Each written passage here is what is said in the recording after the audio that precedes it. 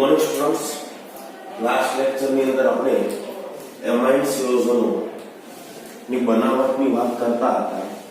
એની અંદર આપણે એક બનાવટ બાકી રાખી અને એ હતી ગ્રાવ્ય થેલેમાઇડ સંશ્લેષણ પદ્ધતિ. આ મિત્રો ચોપડીની પદ્ધતિ છે. સૌથી પહેલા પ્રક્રિયા તરીકે તમારે લેવાનું છે થેલિમાઇડ. અને મિત્રો થેલિમાઇડ કહેવાય. થેલિમાઇડ પી સાયલન્ટ છે, ધ્યાન રાખજો. બરાબર, પથેલિમાઇડ નહીં બોલે. મિત્રો આની ઇથેનોલિક કેઓએચ સાથે પ્રક્રિયા કરો તમે તો આ H+ ધ્યાન રાખજો, પ્રબળ બેઝ લઈ લેશે એટલે કે એસિડિક H+ છે, H2O છૂટો પડે, N- બને, એની સાથે K+ જોડાય. આને કહેવાય પોટેશિયમ થેલિમાઇડ. શું કહેવાય એને? પોટેશિયમ થેલિમાઇડ. બરાબર. આની પ્રક્રિયા મિત્રો તમે Rx સાથે કરો તો મિત્રો આ જે N- છે ને, આ આખો થેલિમાઇડ છે ને એ ન્યુક્લિયોફાઇલ તરીકે વર્તશે. અને Rx માં R ઉપર આંશિક ધન વિષભાર હોય, X ઉપર આંશિક ઋણ વિષભાર. બરાબર. તો આ N- નું એટેક ક્યાં થવાનું? તો કે મિત્રો N- નું એટેક થાય R ઉપર, X છૂટો પડે. N- નું એટેક થાય R ઉપર, X છૂટો પડે. બરાબર. તો N છે R સાથે જોડાઈ જાય કે X છૂટો પડશે. બરાબર. અને આને મિત્રો આપણે કહેશું N આલ્કાઇલ થેલિમાઇડ. શું કહેશું આપણે આને? N alkyl phthalimide. બરાબર. હવે મિત્રો NaOH ની હાજરીમાં એનું જળ વિભાજન તમે કરી દો. શું કરી દો? જળ વિભાજન. તો બહુ સીધી વાત છે. પાણીનો OH અહીંયા આવે, H અહીંયા આવે. એ જ રીતે પાણીનો OH અહીંયા, H અહીંયા. પાણીનો OH અહીંયા, H અહીંયા. બરાબર. એટલે RNH2 તો છૂટો પડી જવાનો. COOH પણ બેઝિક માધ્યમમાં છે. H ને હટાવીને Na આવી જાય. બરાબર. ને સોડિયમ થેલેટ મળે. શું મળે આપણને? Sodium phthalate. બરાબર. અને પ્રાથમિક એમાઇન 10 એમાઇન આપણને મળશે. ધ્યાન રાખજો, ગ્રાવ્ય થેલેમાઇડ સંશ્લેષણ વડે તમે પ્રાથમિક એમાઇન જ મેળવી શકો છો. કેવો એમાઇન મેળવી શકો? પ્રાથમિક એમાઇન, અથવા તો પ્રાથમિક એરાઇડ આલ્કાઇલ એમાઇન મેળવી શકો. અહીંયા આગળ Rx ના બદલે હું C6H5 CH2X લો, CH2 આમ લો. બરાબર. તો મિત્રો આ X હટીને આ જે બેન્ઝાઇલ ભાગ છે અહીંયા જોડાશે. તો તમે બેન્ઝાઇલ એમાઇન મેળવી શકો. કેવો એમાઇન મેળવી શકો? બેન્ઝાઇલ એમાઇન મેળવી શકો છો. બરાબર. મિત્રો ઔદ્યોગિક રીતે પછીનો આપણો ટોપિક છે મિત્રો પ્રાથમિક, દ્વિતીયક અને તૃતીયક એમાઇનનું વર્ગીકરણ. બનાવટની લગભગ આલ્કાઇલ એમાઇનની બનાવટની રીત બધી આવી ગઈ. એરાઇડ એમાઇનની બનાવટની રીત બાકી છે. બરાબર ને? તો જોઈએ આપણે પ્રાથમિક, દ્વિતીયક અને તૃતીયક એમાઇનને અલગ કઈ રીતે પાડવા.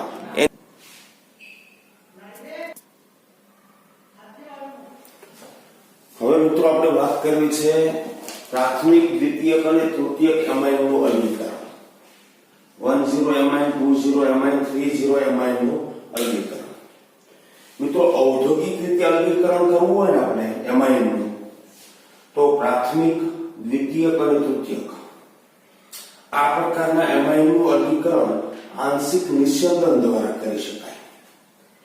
કઈ રીતે? માની લો કે કોઈ પ્રાથમિક એમાઇન હોય તો CH3 CH2 CH2 CH2 NH2 આવો છે.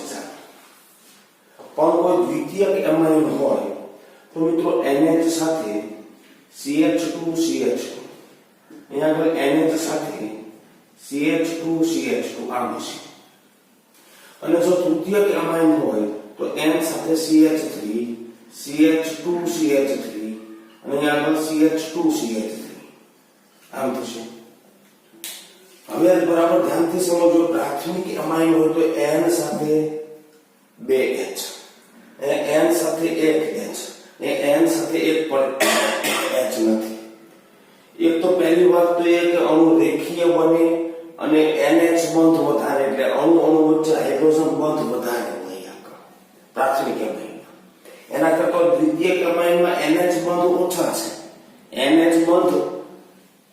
એ જ હાઇડ્રોજન બંધમાં ભાગ લેશે, નાઇટ્રોજન અને હાઇડ્રોજન. નાઇટ્રોજનનું અબંધકારક યુગ્મ હાઇડ્રોજન. બરાબર, અહીંયા તો H છે જ નહીં, એટલે સૌથી વધારે હાઇડ્રોજન બંધનું પ્રમાણ છે એમાં છે પ્રાથમિક એમાઇનમાં, પછી દ્વિતીયક એમાઇનમાં, પછી તૃતીયક એમાઇનમાં. હાઇડ્રોજન બંધ એટલે આંતર આણ્વિક આકર્ષણ બળ. પ્રાથમિક થી દ્વિતીયક થી તૃતીયક તરફ તમે જાઓ એમ મિત્રો આંતર આણ્વિક આકર્ષણ બળ વધતું જશે, એટલું આપણે કહી શકીએ. શું? તો કે 10 થી 20 થી 30 તરફ જાઓ, બરાબર, 10 થી 20 થી 30 તરફ જાઓ એમ એનું બોઇલિંગ પોઈન્ટ વધે. સોરી, 30 તરફ જાઓ એટલે આંતર આણ્વીય આકર્ષણ બળ ઘટે. આંતર આણ્વીય આકર્ષણ બળ ઘટે.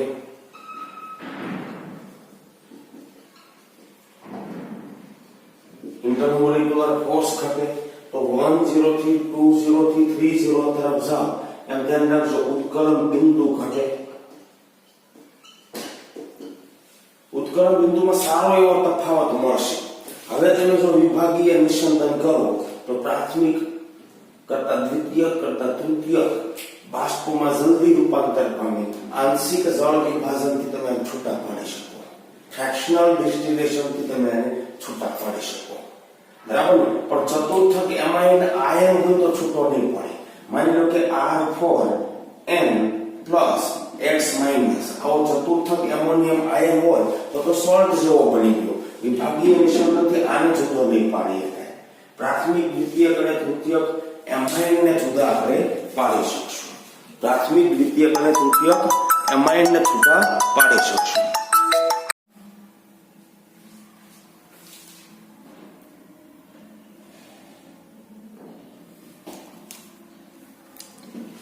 ચલો મિત્રો, 10 20 30 આલ્કાઇલ છે એની અલગીકરણ માટેની એક બીજી રીત છે. રીતનું નામ છે મિત્રો હિન્સબર્ગ પદ્ધતિ.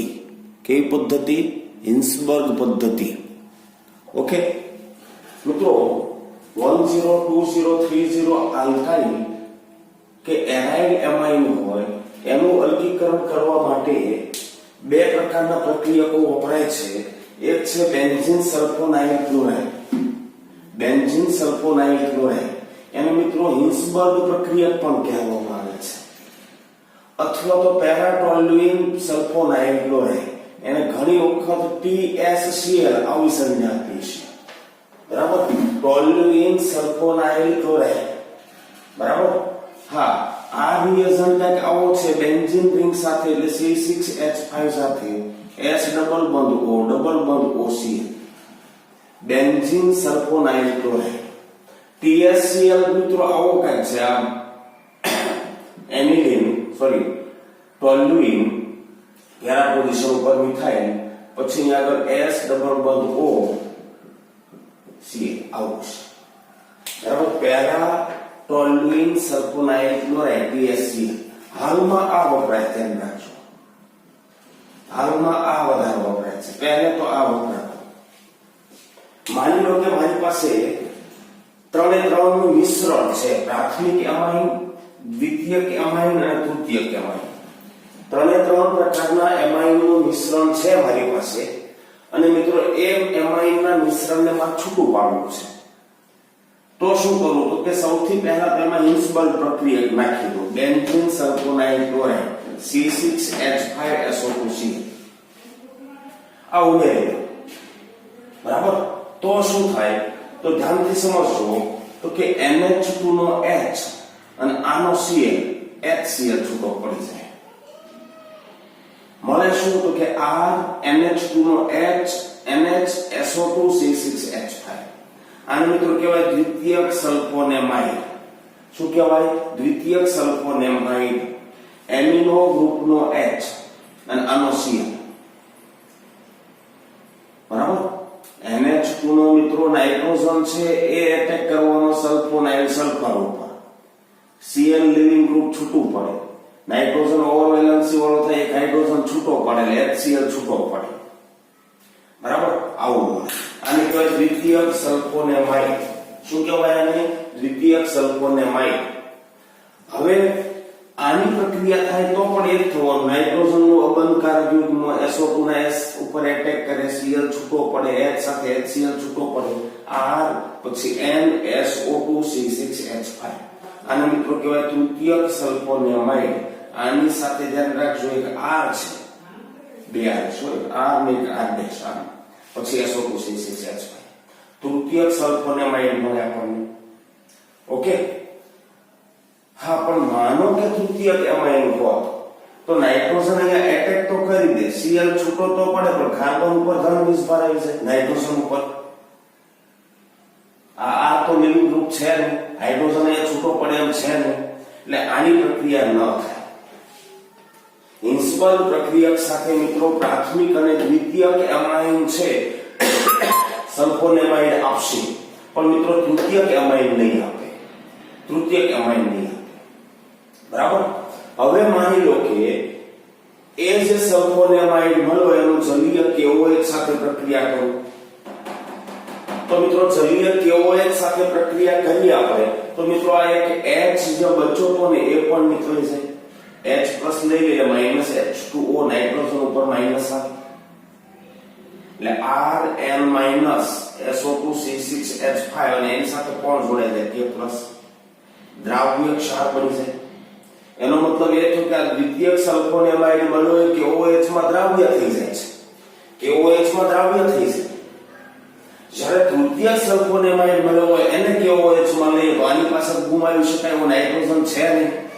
હાઇડ્રોજન આ નાઇટ્રોજન પાસે તો એ તો દૂર થાય ને. એ દૂર ન થાય એટલે ધ્યાન રાખજો એ તૃતીયક સલ્ફોનેમાઇડ અદ્રાવ્ય રહે KOH માં. આ દ્રાવ્ય થઈ આ અદ્રાવ્ય રહે.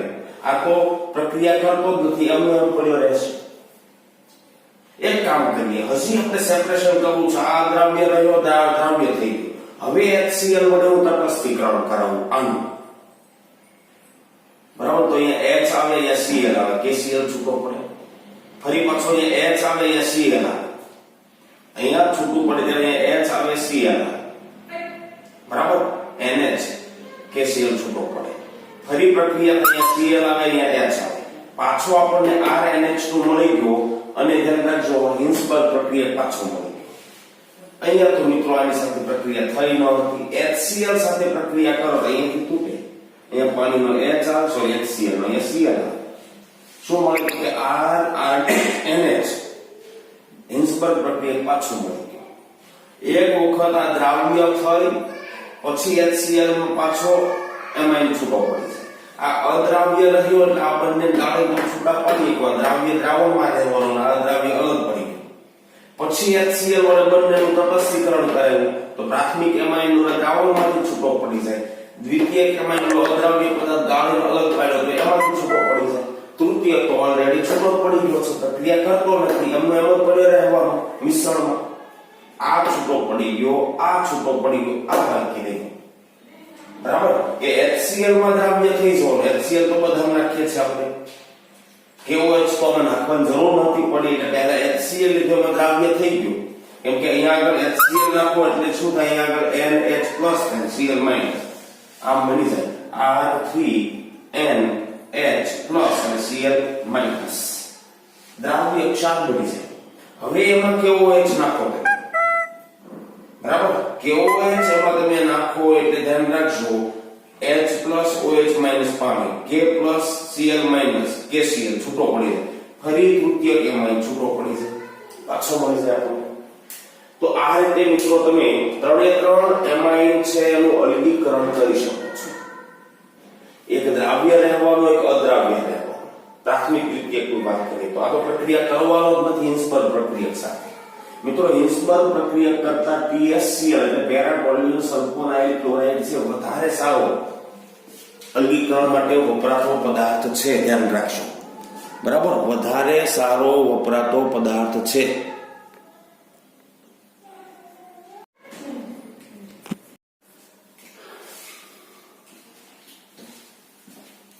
તો મિત્રો ત્રીજી પદ્ધતિ છે એનું નામ છે હોફમેન પદ્ધતિ.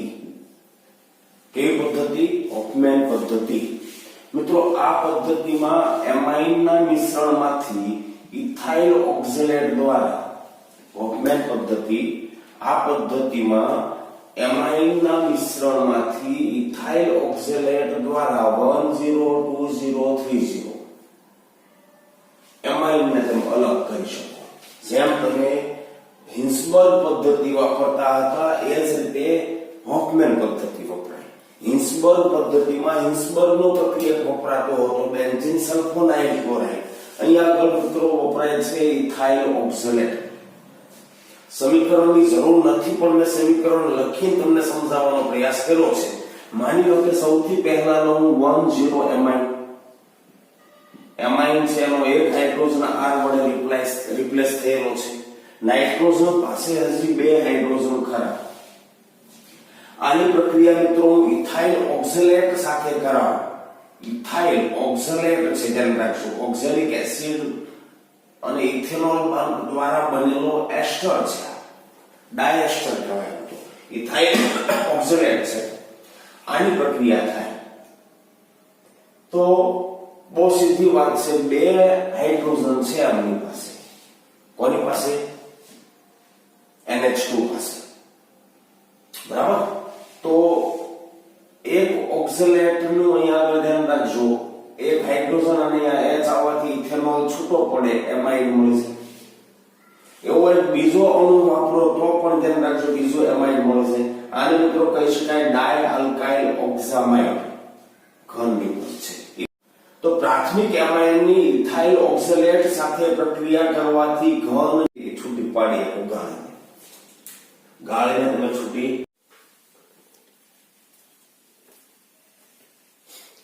મિત્રો હવે આપણે વાત કરવી છે એમાઇન સંયોજનોની સમઘટકતાની.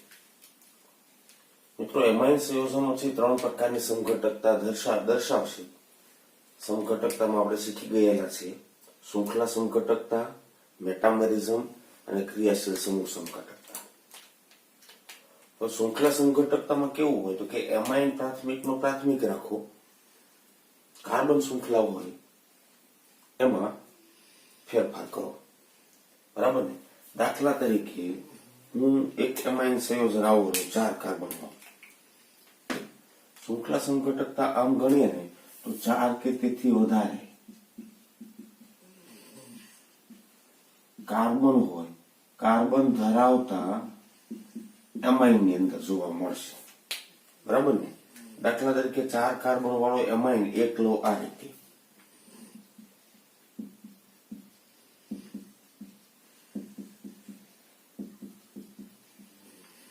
પ્રાથમિક એમાઇન જ છે. બરાબર? ઓકે. પણ આમ લો, ચાલો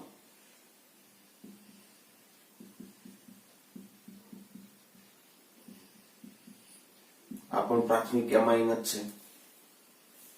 બરાબર ને? ખ્યાલ આવે છે? એક આ રીતે લો, ચાલો આ પણ પ્રાથમિક એમાઇન જ છે. માત્ર ફેર પડે છે એ ક્યાંથી ફેર પડે છે કે કાર્બન શૃંખલા છે એની અંદર ફેરફાર થાય છે. બરાબર? તો આ રીતે તમે એમાઇન સંયોજનો છે એની અંદર શૃંખલા સમઘટકો બનાવી શકો. બરાબર? આ તો ખરેખર ગણીએ તો પોઝિશન આઇસોમર કહેવાય. આને તો આપણે નહીં ગણીએ, પણ આ બંને છે. બરાબર? શું છે આ? તો કે બ્યુટેન 1 એમાઇન, બ્યુટેન 1 એમાઇન.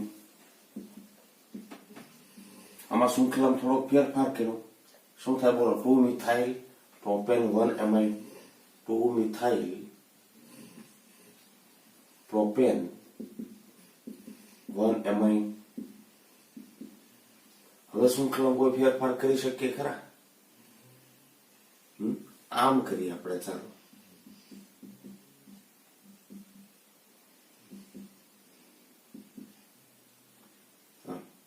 બરાબર. તો 2 મિથાઇલ પ્રોપેન 2 એમાઇન. પણ મિત્રો આની અંદર શૃંખલામાં ફેરફાર નથી થયો. એમાઇન ની પોઝિશન બદલાઈ. 1 એમાઇન હતો 1 અહીંયા આગળ 1 એમાઇન હતો 1. બરાબર? એમ બરાબર 2 એમાઇન થયો. એટલે આને શૃંખલા સમઘટક આપણે નહીં કરીએ. બરાબર? એના પછી મેટામેરિઝમ. મિત્રો મેટામરિઝમ છે એ દ્વિતીયક અને તૃતીયક એમાઇન ની અંદર જોવા મળે. શામાં જોવા મળે? દ્વિતીયક અને તૃતીયક એમાઇનમાં.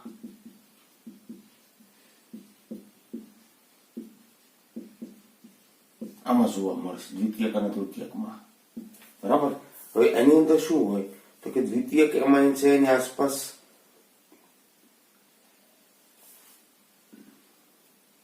હજી એક સ્થાન સમઘટકતા બાકી રહી ગઈ.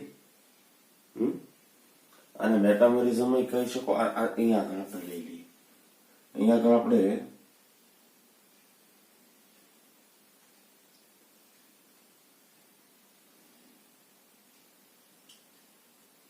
પેલા મેટામરિઝમ લઈ લઈએ. ચાલો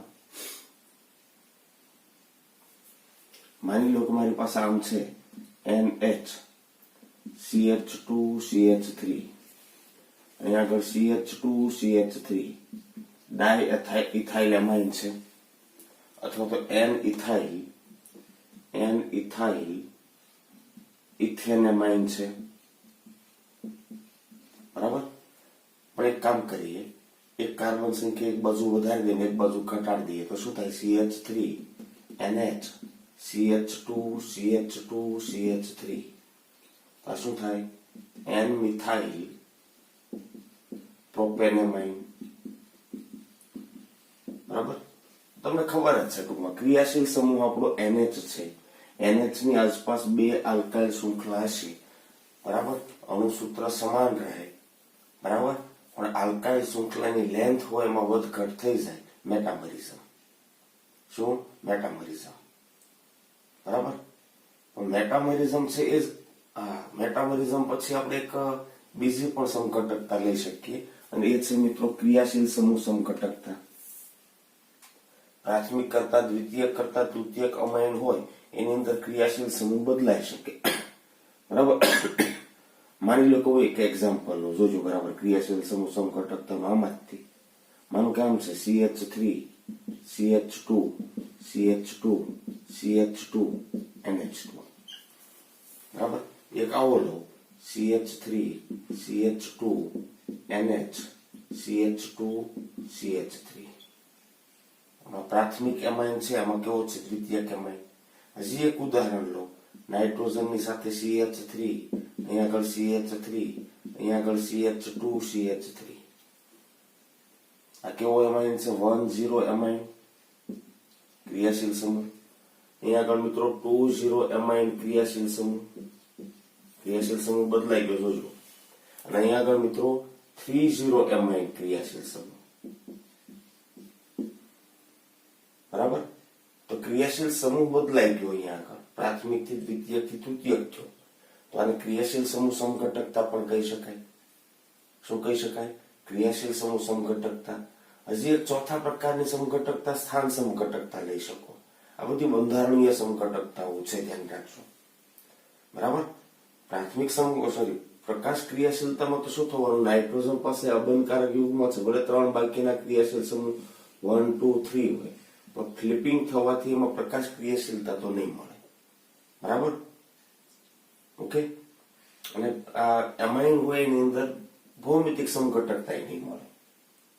હા, તો આપણે જોવાની છે બંધારણીય સમઘટકતા 4 પ્રકારની મળશે. શૃંખલા સમઘટકતા, અણુસૂત્ર સમાન શૃંખલા બદલાશે. મેટામરિઝમ તો કે આપણી પાસે દ્વિતીયક કે તૃતીયક એમાઇન હોય એની આસપાસ કાર્બન શૃંખલાઓ એની લેન્થમાં વધઘટ થાય. ક્રિયાશીલ સમૂહ સમઘટકતા તો કે પ્રાથમિક થી દ્વિતીયક થી તૃતીયક એમાઇન બને. અણુસૂત્ર કેવું રહે? સમાન રહે. અણુસૂત્ર કેવું રહે? સમાન રહે. જરાક આટલું નોંધી લેશો. આપણે એક સમઘટકતા હજી આગળ જોવાની છે, એ છે સ્થાન સમઘટકતા. બંધારણીય સમઘટકતાનો એક ચોથો પ્રકાર, અને એ છે મિત્રો સ્થાન સમઘટકતા, પોઝિશન આઇસોમરિઝમ.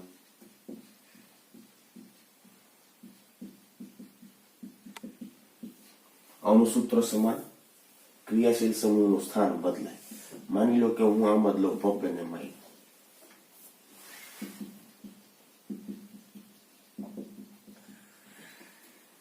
બરાબર. બ્યુટેન 1 એમાઇન છે, પણ આમ કરું. ચાલો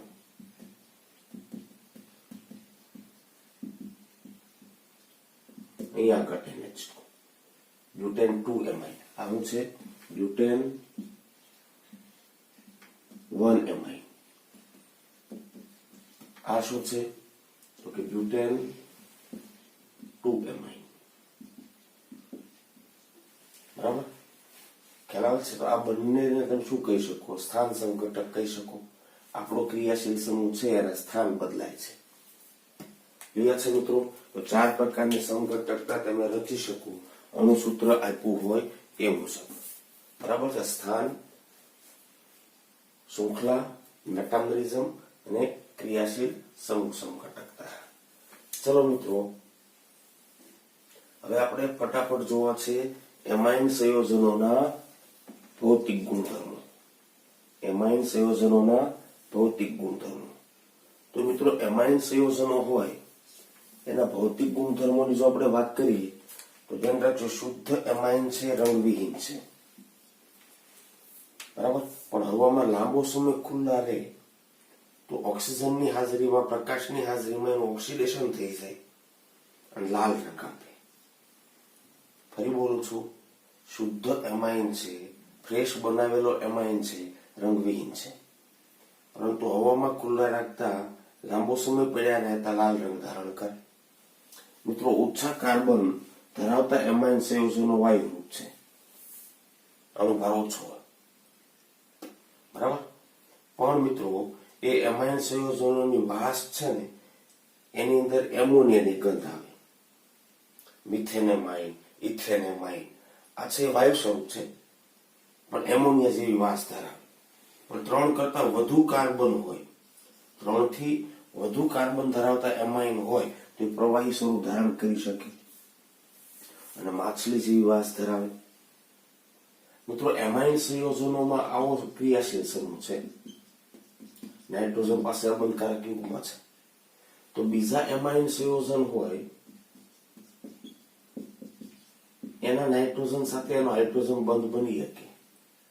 મતલબ આંતરાણવીય આકર્ષણ બળ કયા પ્રકારનું છે? હાઇડ્રોજન બંધ. એટલે 3 થી વધારે કાર્બન સંખ્યા થાય પ્રવાહી થઈ જાય અને માછલી જેવી દુર્ગંધ ધરાવતી વાસ એ ધરાવી શકે. ઉત્કલન બિંદુની વાત કરીએ તો મિત્રો, એક ઓર્ડર આપણે આ રીતે સમજી શકીએ કે આલ્કેન હોય એના કરતા એમાઇનના ઉત્કલન બિંદુ વધે. બરાબર ને? લગભગ નજીકના અણુભાર વાળા અલગ અલગ સંયોજનો લઈએ, આલ્કેન, એમાઇન અને આલ્કોહોલ. તો આલ્કેન હોય એની અંદર તો અધ્રુવીયતા છે, કોઈ હાઇડ્રોજન બંધ કે દ્વિધ્રુવીય આંતરાકર્ષણ છે નહીં.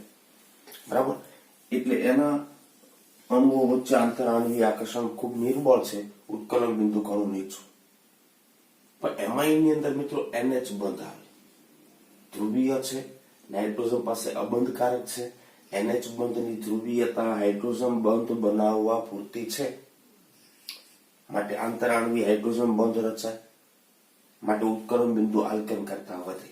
અનુવર્તી લગભગ નજીકના આણવીય દળ ધરાવતા સંયોજનોની સરખામણી કરવાની. પણ આલ્કોહોલ લઈએ તો મિત્રો એમાં ROH બંધ આવે. NH બંધની સરખામણીમાં OH બંધની ધ્રુવીયતા વધારે, ઓક્સિજન પાસે અબંધકારક યુગ્મ. મતલબ એમોનિયાના અથવા એમાઇનના NH બંધ વડે હાઇડ્રોજન બંધ રચાય એના કરતા OH બંધ વડે હાઇડ્રોજન બંધ થોડો પ્રબળ રચાય. બરાબર, અને એટલા માટે એમાઇન કરતા આલ્કોહોલ હોય એના ઉત્કલન બિંદુમાં હજી વધુ વધારો થાય. ફરી બોલું છું, નજીકના આણવીય દળ ધરાવતા આલ્કેન કરતા એમાઇન કરતા આલ્કોહોલના ઉત્કલન બિંદુમાં ક્રમશઃ શું થાય? વધારો. કેમ કે આંતર આણવીય આકર્ષણ બળ પ્રબળ પ્રકારનું થતું જાય છે. બરાબર, હા. પણ માની લો કે હું એમાઇન સંયોજનો જ લઉં. કયા સંયોજનો? એમાઇન સંયોજનો જ લઉં અને એના સમઘટકી એમાઇન લઉં. તો મિત્રો, પ્રાથમિક થી દ્વિતીયક થી તૃતીયક એમાઇન તરફ જઈએ એમ ઉત્કલન બિંદુ ઘટે. મિત્રો, પ્રાથમિક એમાઇન હોય તો શું થવાનું? બોલો, RNH2 હાઇડ્રોજન બંધ રચે એવા 2 હાઇડ્રોજન. મિત્રો, દ્વિતીયક એમાઇન હોય તો શું થવાનું? તો કે R2NH હાઇડ્રોજન બંધ રચે એવો 1 હાઇડ્રોજન. તૃતીયક એમાઇન હોય તો શું થવાનું? હાઇડ્રોજન બંધ રચે એવો 1 પણ હાઇડ્રોજન નથી, નાઇટ્રોજનનું અબંધકારક યુગ્મ છે, પણ એવો ને એવો બીજો હું તૃતીયક અમાઇન લઉં, બરાબર, તો નાઇટ્રોજન વચ્ચે હાઇડ્રોજન બંધ રચાવવાનો નથી. એનો મતલબ એ થયો કે હું પ્રાથમિક થી દ્વિતીયક થી તૃતીયક તરફ જાઉં એમ એચ બંધનું પ્રમાણ ઘટશે. આંતર આણ્વીય એચ બંધ, ઇન્ટરમોલિક્યુલર હાઇડ્રોજન બોન્ડિંગનું પ્રમાણ ઘટશે, મતલબ આંતર આકર્ષણ બળ ઘટ્યું. આંતર આકર્ષણ બળ ઘટે તો ઉત્કલન બિંદુ ઘટે. એટલા માટે સમઘટકીય એમાઇનની જો આપણે વાત કરીએ તો પ્રાથમિક કરતા દ્વિતીયક કરતા તૃતીયક એમાઇનની અંદર હાઇડ્રોજન બંધનું પ્રમાણ ઘટવાનું. અને મિત્રો હાઇડ્રોજન બંધનું પ્રમાણ ઘટે, આંતરાણવીય આકર્ષણ ઘટે, ઉત્કલન બિંદુ ઘટે. ધ્યાન રાખજો, આ બધા પોઈન્ટ છે ધ્યાન રાખજો. એમસીક્યુ છે એને ક્રેક કરવા માટે કામમાં તમે લઈ શકો છો. એના પછી ઓછા કાર્બન ધરાવતા એમાઇન પાણીમાં દ્રાવ્ય. કેમ કે ઓછા કાર્બન ધરાવતા એટલે કાર્બન ભાગ આપણો નાનો હોવાનો. પછી NH2 છે એ તો પાણી સાથે હાઇડ્રોજન બંધ રચે, OH2 લો તો એની સાથે રચે, OH2 એની સાથે રચે હાઇડ્રોજન બંધ, બરાબર. તો ઓછા કાર્બન ધરાવતા એમાઇન પાણીમાં દ્રાવ્ય થાય એનું કારણ છે પાણી સાથે હાઇડ્રોજન બંધ. પણ મિત્રો 6 કે તેથી વધુ કાર્બન થઈ જાય એટલે આ ભાગ મોટો થતો જાય. તમને ખબર છે આ ભાગ છે અધ્રુવીય છે, ઉલટાનું પાણી પ્રત્યે અપાકર્ષણ અનુભવે. ઉલટાનું આ NH2 સમૂહ હાઇડ્રોજન બંધ રચતો હોય એ હાઇડ્રોજન બંધના પ્રમાણમાં ઘટાડો કરી શકે. અને એટલે આપણે કહી શકીએ કે 6 કે તેથી વધુ કાર્બન ધરાવતા એમાઇન છે એની પાણીમાં દ્રાવ્યતા ઘટતી જાય, કાર્બન સંખ્યા વધે એમ ઘટતી જાય, બરાબર. બીજી વાત કરીએ મિત્રો, એલિફેટિક એમાઇન કાર્બનિક દ્રાવકોમાં કેવા છે? અલ્પ દ્રાવ્ય છે. કેમ કે પાણી સાથે હાઇડ્રોજન બંધ રચે એટલે ઇન્ટરેક્શન સારું એવું છે, બરાબર, ખ્યાલ આવે છે. એટલે કાર્બનિક દ્રાવકો સાથે આ ભાગ ઇન્ટરેક્શન કરશે, બરાબર, પણ એ ઓછું હશે એટલે લગભગ અલ્પ દ્રાવ્ય છે. શેમાં? બેન્ઝીનમાં, ઇથેનોલમાં, ઇથરમાં, બધામાં, બરાબર. પણ જો એરોમેટિક એમાઇન લઈએ આપણે તો પાણીમાં અદ્રાવ્ય છે. કેમ કે એરોમેટિક એમાઇનમાં બેન્ઝીન રિંગ તો હોવાની, બરાબર ને, મોટો હાઇડ્રોકાર્બન ભાગ છો. પાણીમાં આ દ્રાવ્યતા તરફ લઈ જવાનો પ્રયાસ કરે, પણ આ અદ્રાવ્યતા તરફ લઈ જવાનો પ્રયાસ કરે.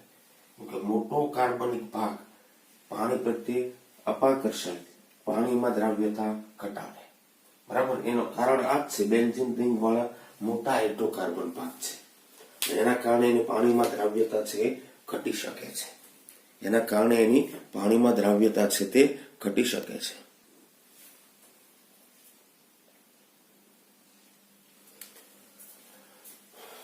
ચાલો, જેમ એલિફેટિક એમાઇનની બનાવટ જોઈ એમ જ આપણે મિત્રો એનિલિનની બનાવટ જોવાની છે.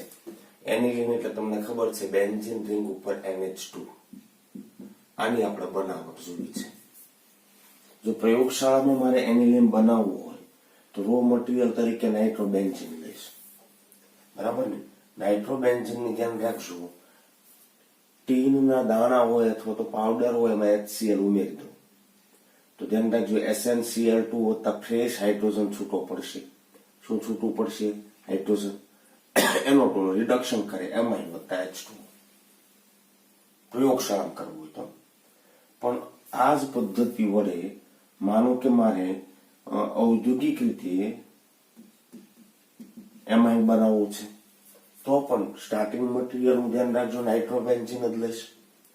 પણ SnCl2 ને બદલે લોખંડનો ભંગાર હોય એમાં HCl નાખી દો તો પણ ફ્રેશ હાઇડ્રોજન છૂટો પડશે.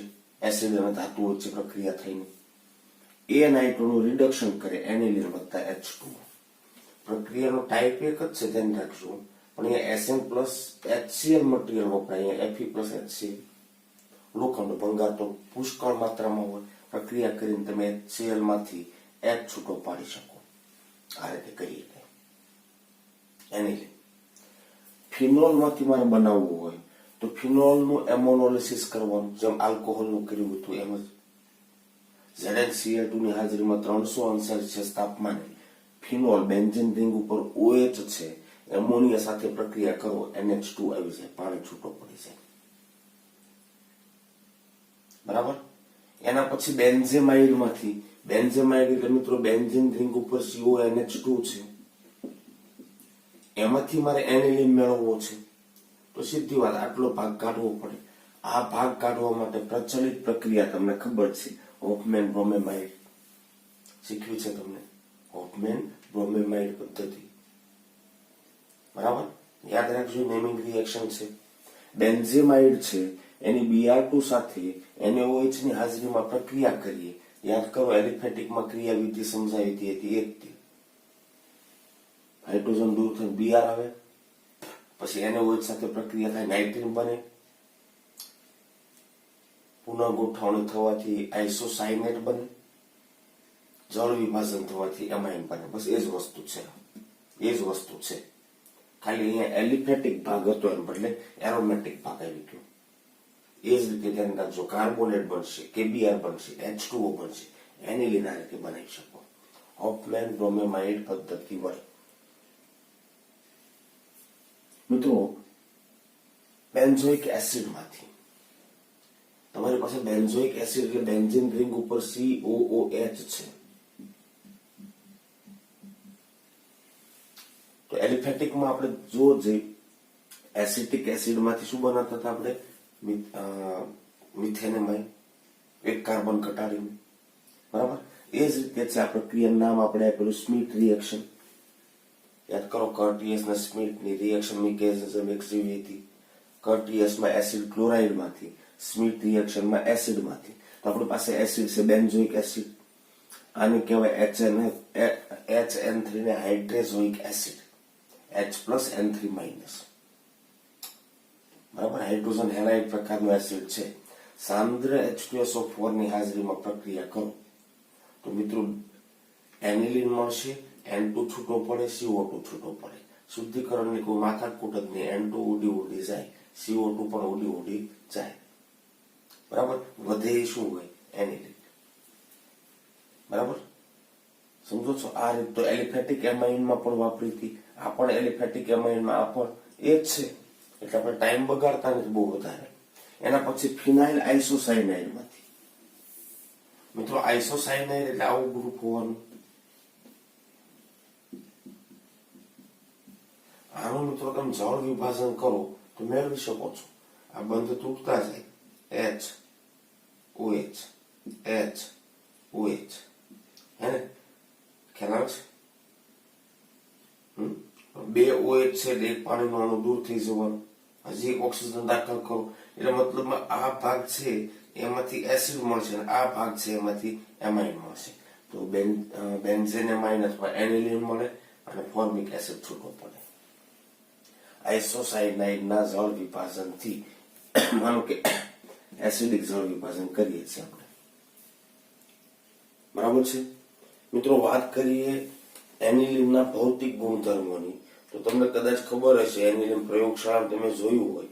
બરાબર, રંગવિહીન છે પણ લાંબો સમય સુધી હવામાં પડ્યું રહેલું હોય તો લાલ રંગ ધારણ કરશે. આમ ખરેખર ફ્રેશ એનિલિન હોય કેવું હોય, રંગવિહીન તેલી પ્રવાહી હોય. ભૌતિક ગુણધર્મ લખી નાખીએ. ભૌતિક ગુણધર્મ એનિલિનના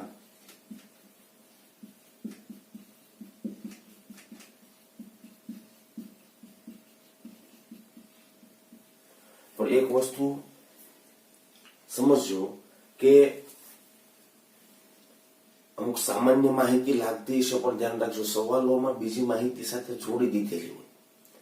બરાબર, એટલા માટે થિયરિકલ છે, તમે ટેક્સ્ટ બુકમાં શીખેલા જ છો. બરાબર, ફરી હું એક વખત બોલી દઉં છું. શુદ્ધ એનિલિન છે એ રંગવિહીન તેલી પ્રવાહી છે. બરાબર, પણ હવા અને પ્રકાશ સાથે લાંબો સમય સુધી પડ્યું રહે તો ધ્યાન રાખજો એ ઘટ્ટ બ્રાઉન રંગ, રતાશ પડતો અથવા તો બ્રાઉન રંગ ધારણ કરે. પડ્યું રહેલું એનિલિન. ઉત્કલન બિંદુ મિત્રો 183 સેલ્સિયસ છે. આંતરાણવીય હાઇડ્રોજન બંધ હશે એટલે ઉત્કલન બિંદુ પાણી કરતા તો વધારે જ છે. કેટલું છે? 183. ઘટ પણ હોય. બરાબર, પાણી કરતા ભારે છે, ડેન્સિટી વધારે. ઓકે. વાસ એની ન ગમે તેવી હોય થોડી ઝેરી અસર કરે છે, થોડી ઝેરી અસર કરે છે. ફરી બોલું છું, રંગવિહીન ઘટ્ટ પ્રવાહી છે, બરાબર, પણ હવામાં પડ્યું રહેવાથી પ્રકાશની હાજરીમાં ઓક્સિડેશન પામે અને ઘટ્ટ બ્રાઉન રંગ ધારણ કરે. કેવો રંગ ધારણ કરે? બ્રાઉન રંગ. ઉત્કલન બિંદુ પાણી કરતા વધારે 183 સેલ્સિયસ, બરાબર. ઘનતા પણ પાણી કરતા વધારે, પાણી કરતા ઘટ્ટ છે, ભારે છે, બરાબર. પાણીમાં અદ્રાવ્ય હોય તો એનિલિન કસનળીન તમે મિક્સ કરો તો કસનળીમાં પાણીનું સ્તર ઉપર રહેવાનું, એનિલિનનું નીચે રહેવાનું, કેમ કે ડેન્સિટી એની કેવી છે? વધારે. ડેન્સિટી કેવી છે? વધારે. આ એનિલિન HCl માં દ્રાવ્ય થાય કે નહીં બોલો? જો એનિલિન બેઝિક છે એની HCl સાથે આપણે પ્રક્રિયાઓમાં રાસાયણિક પ્રક્રિયામાં જોવાના છે, પણ આની HCl સાથે પ્રક્રિયા હું કરાવું પ્લસ HCl તો મળે મને શું ખબર? બેન્ઝીન રિંગ ઉપર એક H પ્લસ આ સ્વીકારી લે, શું મળે? NH3 plus Cl minus, ammonium chloride ક્ષાર મળે એનો, અને ક્ષાર પાણી દ્રાવ્ય થાય, બરાબર. તો HCl માં એનિલિન દ્રાવ્ય થવાનું, પાણીમાં અદ્રાવ્ય છે. પાણીમાં કેવો છે? અદ્રાવ્ય છે, બરાબર. વાસ એની થોડી ખરાબ છે. કેવી વાસ છે? ખરાબ છે. રાસાયણિક ગુણધર્મો વિશે આપણે પાછા નેક્સ્ટ લેક્ચરમાં જોઈશું. મિત્રો, અહીંયા આગળ આપણે અટકીએ છીએ, બરાબર. આપણે એલિફેટિક એમાઇન, એરોમેટિક એમાઇન ની બનાવટો જોઈ લીધી, સમઘટકતા જોઈ લીધી અને એના ભૌતિક ગુણધર્મો જોઈ લીધા. હવે મિત્રો આપણે એના રાસાયણિક ગુણધર્મોની વાત કરવાની છે. મળીએ ફરી નેક્સ્ટ લેક્ચરમાં.